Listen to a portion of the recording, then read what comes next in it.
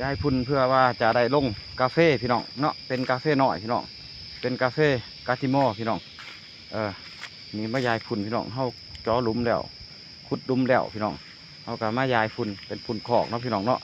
พุ่นคอกที่ว่าเฮาได้ผ่านกระบวนการ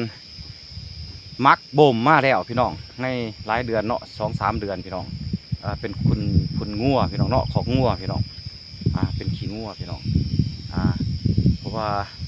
จุดนี้นี่เฮาบ่ได้ปลูกปีกายนี่เนาะเราไปปลูกอยู่แถวนั้นก่อนพี่น้องเพราะว่าเฮาเฮ็ด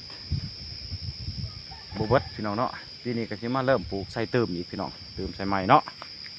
ให้การปลูกพี่น้องให้เพื่อนๆเฮาได้เบิ่งกันเนาะว่าแถวกาแฟเฮามันเป็นคือจังไดพี่น้องเด้เนาะเฮาปลูกที่พี่น้องปลูกที่ในประมาณอยู่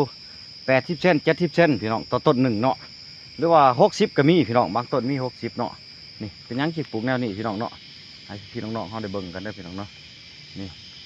ปลูกที่70 เซน80 เซนแต่การระยะห่างประมาณ3 เมตรเนาะพี่น้องเนาะหรือว่า2 เมตร 7 2 เมตร 8ก็ว่าไปพี่น้องอิงตามพื้นที่เฮาเนาะมันเหมาะสมแต่บ่ให้รุด2 เมตร 8พี่น้องหรือว่า3 เมตรเนาะเหตุผลก็คือจังซี่พี่น้องเฮาปลูกแบบนี้นี่เวลาเฮาเสียหญ้าพี่น้องเวลาเขาตัดหญ้าบ่เขารักษามันก็สะดวกสบายเด้อพี่น้องเด้อบ่เกะกะบ่มีหยังที่ว่ามันกีดขวางหลายพี่น้องเนาะก็เลยมา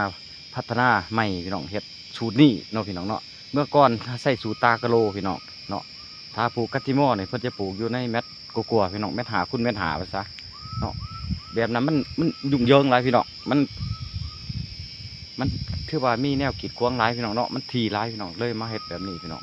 แต่ว่าแบบนี้เฮามาเห็นของหลายๆเนาะเพื่อนๆหลายคนเห็ดนี่มันดีพี่น้องเนาะแบบนี้เขาจะไล่หับแสงดีพี่น้องถึงเขาจะทีอยู่ในต้นมันนี่แต่เขาก็ให้หับแสงสว่างดีพี่น้องแสงแดดเขาเนาะแล้วก็คว่ำซุ่มชื่นพี่น้องปลูกแบบนี้มันจะไล่กลัวพี่น้องเนาะ มีความซุ่มชื่นไล่กลัวพี่น้องเพราะว่าเขาได้เพิ่งกันพี่น้องเนาะสมดุลกันพี่น้องความซุ่มเย็นของเขาพี่น้อง นี่น่าให้เบิ่งอย่างนี้พี่น้องเขาปลูกกัน ระยะทีพี่น้อง เนาะเอาคลิปนี้ก็สิมาฝากมาตอนสำนีพี่น้อง